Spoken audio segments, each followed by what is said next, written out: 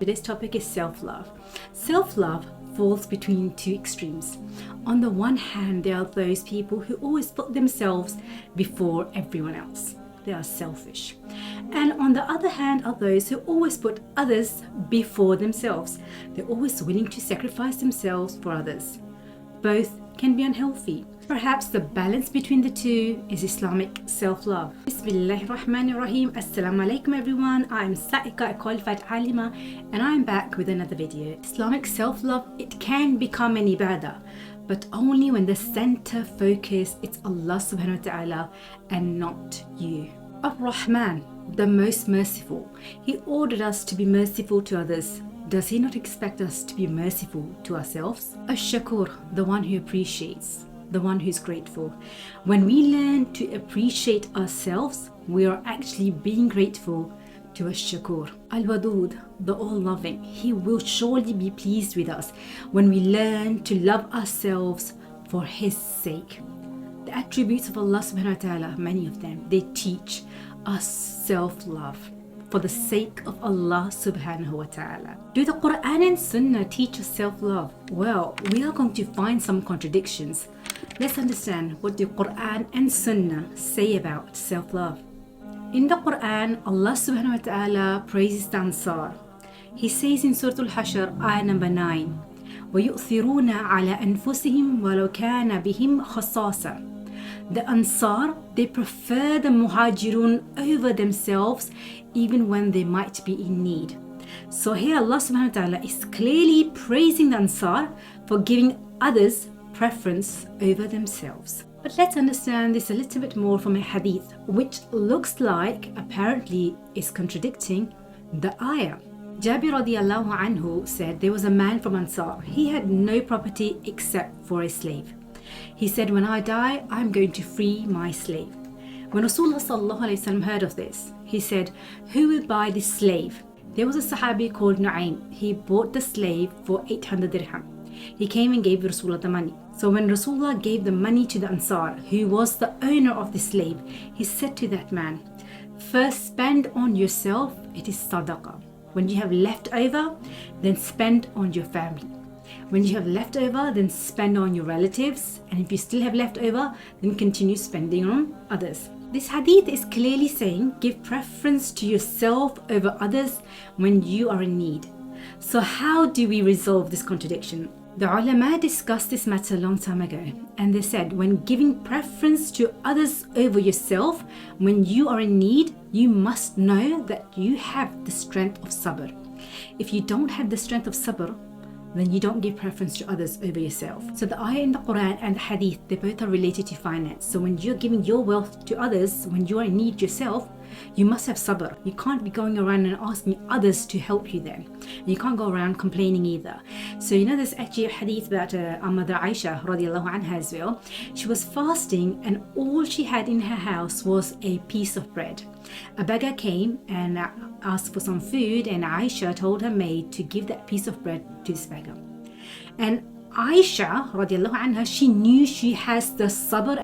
So when giving preference to others over yourself, you must know you have the quality of sabr. Secondly, the ulama, they say giving preference to others over yourself when you're in need, it's a virtuous act. It's highly recommended.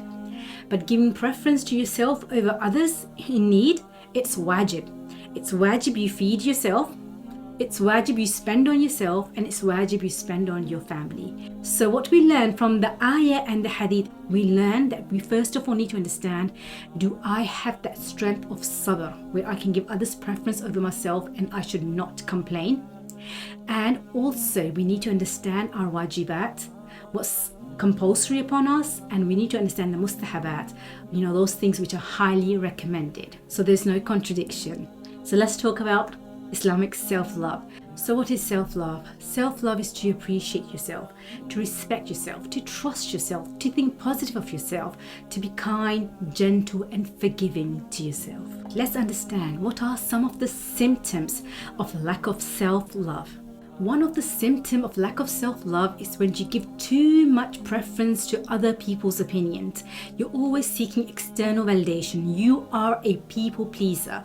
This is very harmful to yourself because people are going to make, comments, criticism about your body image, about your appearance, about work and money, about your relationships, about your parenting skills, about any kind of illnesses, aging, any kind of stereotypes or labels they might have for you. So pleasing people in all of these categories, it's impossible. So if you're always seeking external validation for every single role that you're in, you are going to lose your identity. Secondly, if you are someone who's tolerating abusive relationship, you really need to start thinking. A lot of the time the excuse is, I have sabr, but is it really sabr? Or is it that you don't have the courage to stand up for yourself? Or could it be you have some sort of fear? You really need to dig down deep and think, why are you tolerating an abusive relationship? Thirdly, those who lack self-love, they spend too much time doing negative self-talk, they criticize themselves, and the problem is they always think they are not good enough. You cannot be perfect in everything, and there's too much expectation, especially for women, to be perfect. If you're a young girl, you're expected to be beautiful and look like a model. You have to be very intelligent and have a career, maybe like a doctor. You're also supposed to be this perfect chef in the kitchen and a very good cleaner. And if you're a married woman, then the expectations of perfection are even more greater. You have to be a perfect wife, a perfect parent. You are going to be judged by your children. You have to be a perfect daughter-in-law, a perfect host. It's too much perfection. Stop thinking I'm not good enough, because there's no way we can be good enough in every single role that we're in. Fourthly, you lack self-love if you cannot set boundaries for yourself. If people can just easily cross over the limits and make you feel weak or used or just ignored. So how can we learn Islamic self-love? Allah subhanahu wa ta'ala has told us in the Quran that He has honored the children of Adam. What's clear is Allah subhanahu wa ta'ala has honored us. So we need to appreciate this, we need to honor ourselves as well. We need to understand our worth. So I'm just going to give you 3 tips. I'm sure there are more. The first one is accept yourself. And this message, this accepting yourself, this tip, it's especially for the young girls out there. Accept yourself, accept the way you are. Young girls, they hear a lot of talk about their appearance and body image. Don't care what these people say, ignore everyone else and be so proud of yourself the way you are. Because Allah subhanahu wa ta'ala has said in the Quran, He composed you in whichever form He willed. فِأَيِّ سُورَةٍ مَا شَاءَ رَكَّبَكَ. The way you are is the choice of Allah subhanahu wa ta'ala. He made you like that. Accept yourself the way you are. Ignore what other people say. Secondly, when you get a bit older, you hear a lot of criticism when it comes to your failures. Maybe failure in studies, at work, money, failure in relationships. It's okay, accept your failures. There is no way we are going to be successful in every single thing, every single time. Learn from your failures and continue the journey. Remember, the main thing is learn lessons from your failures. Your failures should not hold you back. If they hold you back, they turn into insecurities, and insecurities, they affect our behavior, they affect our decisions. Do sit down someday and think, what insecurities do you have? And what are they holding you from? And how can you let go of those insecurities? Remember one thing, insecurities, embarrassment, shame, these are all difficulties that we have to face. And in a hadith, Rasulullah sallallahu alaihi wasallam said, Jannah is surrounded with difficulties. And we have to overcome these difficulties to get to Jannah. Another reason why I think sometimes it's so difficult to accept who you are is because of unhealthy comparison. Let me just give an example. I went to Pakistan recently and I came across these 2 twins. So one twin, when she was young, she had a rishta from some British guy and she got married to him and she came UK. The other twin, she said, I will not get married to a Pakistani guy. My twin got married to a British guy, so I will only get married to a British guy. And for a long time she didn't get married. But we can't compare ourselves. Everyone has their own destiny, and just have healthy competition, healthy comparison, not unhealthy comparison. An antidote to unhealthy competition is actually gratitude. So when we learn to accept ourselves, we are actually being grateful to Allah subhanahu wa ta'ala. My second tip is learn to trust yourself. A lot of you probably think, yes, I trust myself, but I'm just going to ask you a few questions. When a new challenge comes up, when there is a calculated risk, do you take that or do you doubt yourself? Because if you're always doubting yourself, then you are not trusting yourself. Doubt and trust do not go together.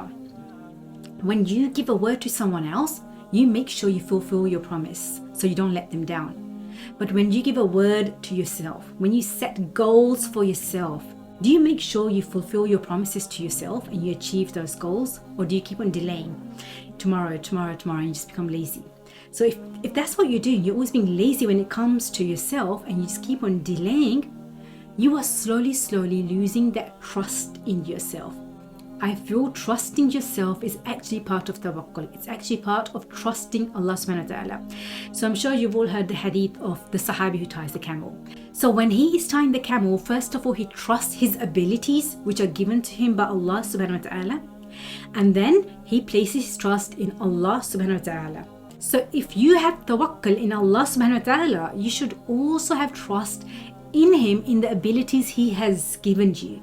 If you're always doubting your abilities and potential and belittling them and disregarding them, that is not trusting yourself. My third tip is self-confidence. Now, I feel like a lot of people get confused with what self-confidence is. I don't know why. I think when people think you're loud and you can just go to the parties and you can talk to everyone, that means you're confident.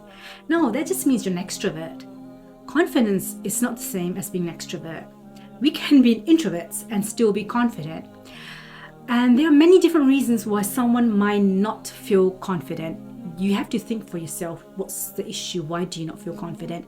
A possible reason can be that you think you have to be perfect in everything. And if you're not perfect, you feel I'm not good enough. Now, we all have our own strengths and weaknesses. So a strength that you have, if you don't do that as good as you could have done, and then you don't feel confident, that's a good thing.